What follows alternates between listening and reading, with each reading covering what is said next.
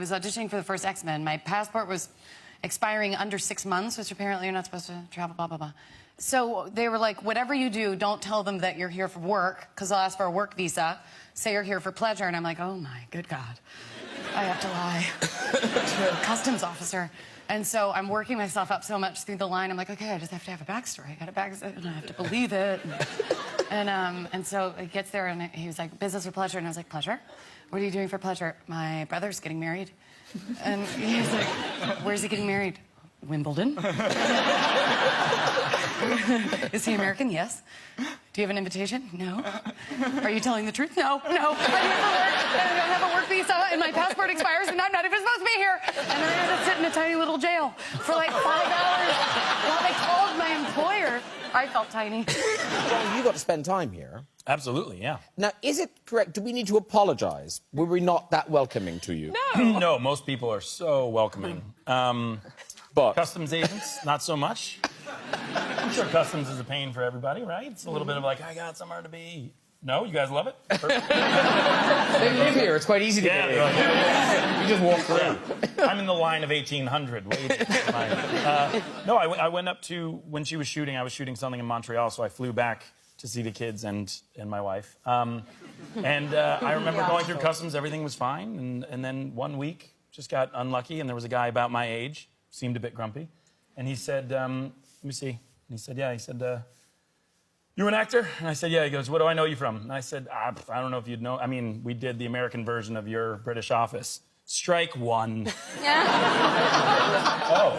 I love that show. The UK version. I was like, I get it. I get it.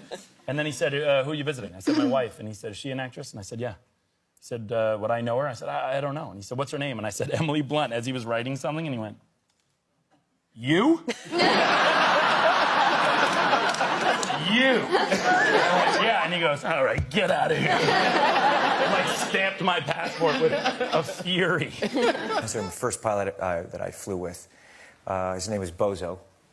And yeah. Gives you confidence. Yes, yeah. So I was like, hi, how are you? Bozo. Bozo. Okay.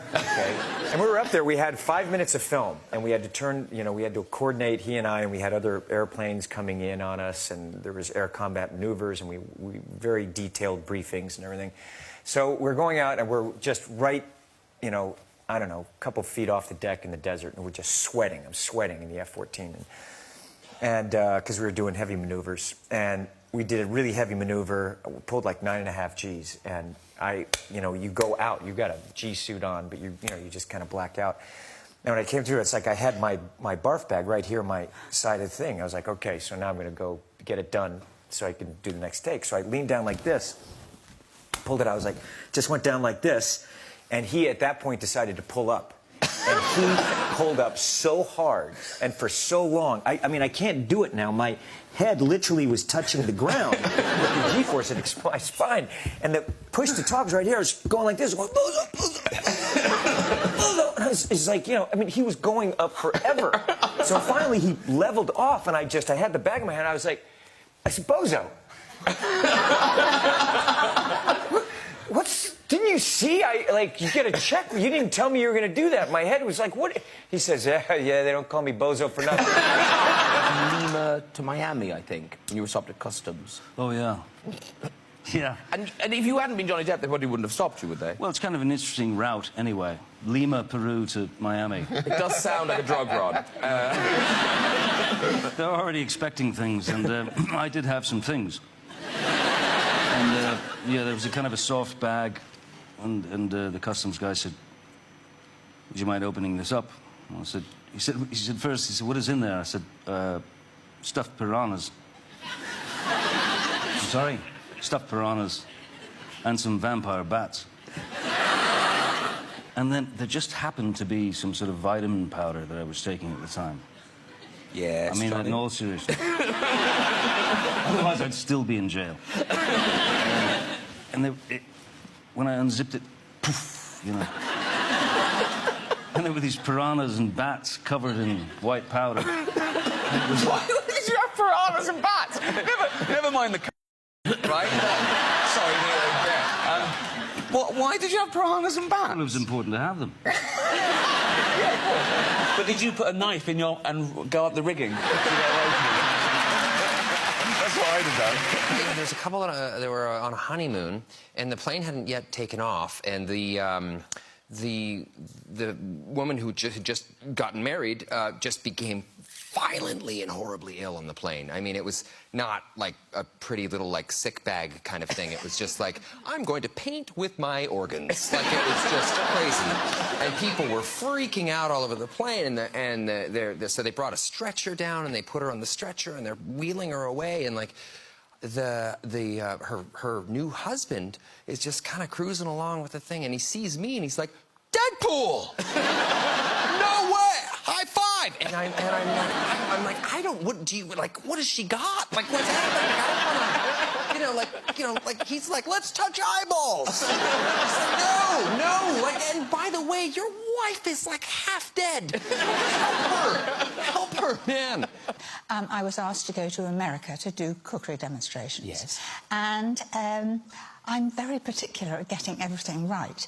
And I also try to look ahead. So I thought I ought to have my recipes, all the ingredients weighed out in case the plane is late or in case the connections aren't right. You understand I could go what's coming. straight on stage to do my Demonstration. presentation, cookery demonstration.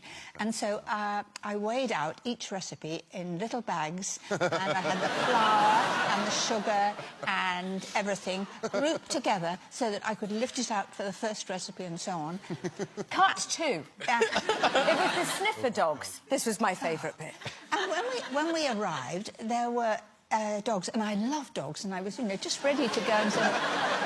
And they all, three of them came up with their noses sort of like this, and they were, I thought, oh, come along. But they didn't want to know me. They just began, and then suddenly the airport became empty, and there were just uniformed people. And I was with Lucy Young, my assistant. They parted us, Lucy there, me there, into two cells.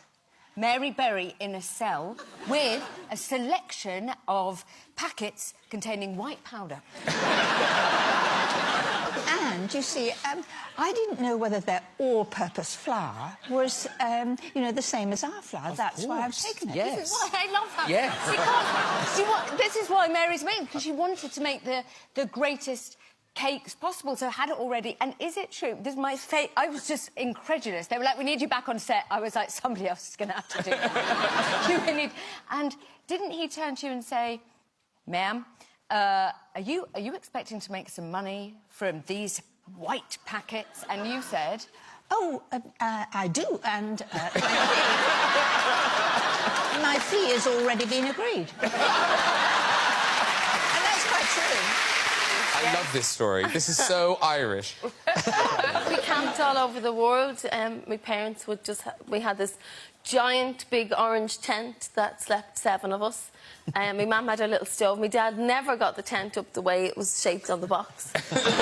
And I remember we woke up to massive... it was crazy and noisy, and my dad was getting dragged out by the gendarme, by the police.